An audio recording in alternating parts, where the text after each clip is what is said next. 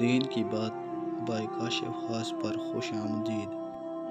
حضور اکرم صلی اللہ علیہ وآلہ وسلم کے طائف کے سفر کا قصہ۔ نبوت مل جانے کے بعد 9 برس تک نبی اکرم صلی اللہ علیہ وآلہ وسلم مکہ مکرمہ میں تبلیغ فرماتے رہے اور قوم کی ہدایت اور اصلاح کی کوشش فرماتے رہے، لیکن تھوڑی سی جماعت کے سوا جو مسلمان ہو گئی تھی اور تھوڑے سے ایسے لوگوں کے علاوہ جو باوجود مسلمان نہ ہونے کے آپ کی مدد کرتے تھے، اکثر کفار مکہ آپ کو اور آپ کے صحابہ کرام رضی اللہ تعالیٰ عنہ کو ہر طرح کی تکلیفیں پہنچاتے تھے، مذاق اڑاتے تھے اور جو ہو سکتا تھا اس سے درگزر نہ کرتے تھے۔ حضور صلی اللہ علیہ وآلہ وسلم کے چچا ابو طالب بھی انہی نیک دل لوگوں میں سے تھے جو باوجود مسلمان نہ ہونے کے حضور صلی اللہ علیہ وآلہ وسلم کی ہر قسم کی مدد فرماتے تھے۔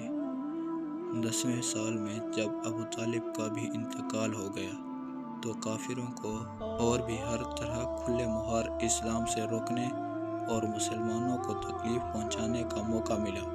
حضور اقدس صلی اللہ علیہ وآلہ وسلم اس خیال سے طائف تشریف لے گئے کہ وہاں قبیلہ ثقیف کی بڑی جماعت ہے، اگر وہ قبیلہ مسلمان ہو جائے تو مسلمانوں کو ان تکلیفوں سے نجات ملے اور دین کے پھیلنے کی بنیاد پڑ جائے۔ وہاں پہنچ کر قبیلہ کے 3 سرداروں سے جو بڑے درجے کے سمجھے جاتے تھے گفتگو فرمائی اور اللہ کے دین کی طرف بلایا اور اللہ کے رسول کی یعنی اپنی مدد کی طرف متوجہ کیا، مگر ان لوگوں نے بجائے اس کے کہ دین کی بات کو قبول کرتے یا کم سے کم عرب کی مشہور مہمان نوازی کے لحاظ سے ایک نووارد مہمان کی خاطر مدارات کرتے، صاف جواب دے دیا اور نہایت بے رخی اور بد اخلاقی سے پیش آئے۔ ان لوگوں نے یہ بھی گوارا نہ کیا کہ آپ یہاں قیام فرما لیں۔ جن لوگوں کو سردار سمجھ کر بات کی تھی کہ وہ شریف ہوں گے اور مہذب گفتگو کریں گے، ان میں سے ایک شخص بولا، اوہو، تو آپ ہی کو اللہ نے نبی بنا کر بھیجا ہے۔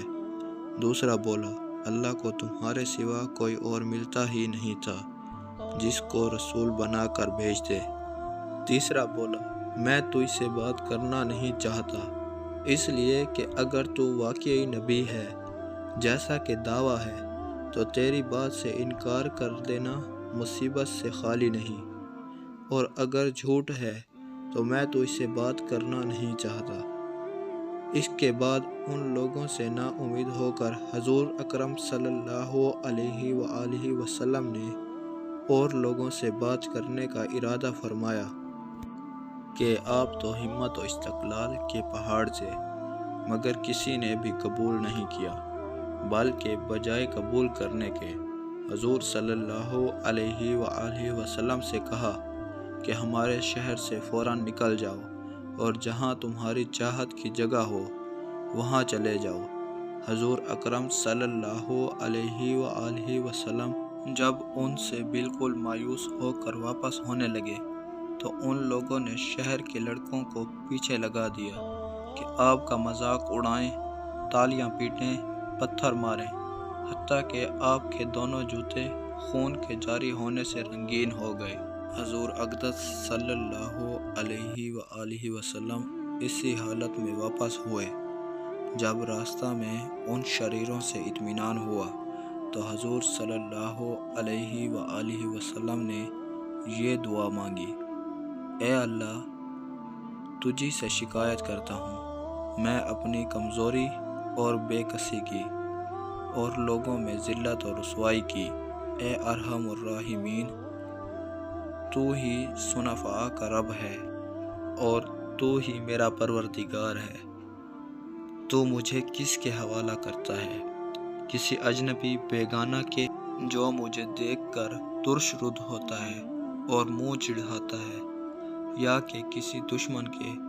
جس کو تو نے مجھ پر قابو دے دیا؟ اے اللہ، اگر تو مجھ سے ناراض نہیں ہے تو مجھے کسی کی بھی پرواہ نہیں ہے، تیری حفاظت مجھے کافی ہے۔ میں تیرے چہرہ کے اس نور کے طفیل جس سے تمام اندھیریاں روشن ہو گئیں اور جس سے دنیا اور آخرت کے سارے کام درست ہو جاتے ہیں، اس بات سے پناہ مانگتا ہوں کہ مجھ پر تیرا غصہ یا تو مجھ سے ناراض ہو۔ تیری ناراضی کا اس وقت تک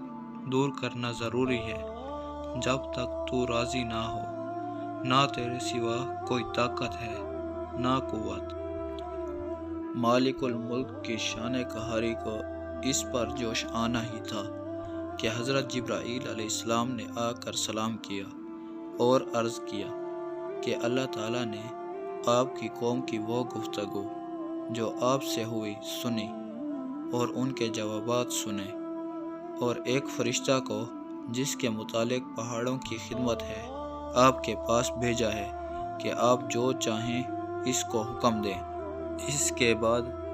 اس فرشتہ نے سلام کیا اور عرض کیا کہ جو ارشاد ہو میں اس کی تعمیل کروں۔ اگر ارشاد ہو تو دونوں جانب کے پہاڑوں کو ملا دوں جس سے یہ سب درمیان میں کچل جائیں، یا اور جو سزا آپ تجویز فرمائیں۔ حضور صلی اللہ علیہ وآلہ وسلم کی رحیم و کریم ذات نے جواب دیا کہ میں اللہ سے اس کی امید رکھتا ہوں کہ اگر یہ مسلمان نہیں ہوئے تو ان کی اولاد میں سے ایسے لوگ پیدا ہوں جو اللہ کی پرستش کریں اور اس کی عبادت کریں۔ فائدہ: یہ ہیں اخلاق اس کریم ذات کے جس کے ہم لوگ نام لیوا ہیں کہ ہم ذرا سی تکلیف سے کسی کی معمولی سی گالی دے دینے سے ایسے بھڑک جاتے ہیں کہ پھر عمر بھر اس کا بدلہ نہیں اترتا، ظلم پر ظلم اس پر کرتے رہتے ہیں اور دعویٰ کرتے ہیں اپنے محمدی ہونے کا، نبی کے پیرو بننے کا۔ نبی کریم صلی اللہ علیہ وآلہ وسلم اتنی سخت تکلیف اور مشقت اٹھانے کے باوجود نہ بد دعا فرماتے ہیں نہ کوئی بدلہ لیتے ہیں۔ اچھی بات دوسروں تک پہنچانا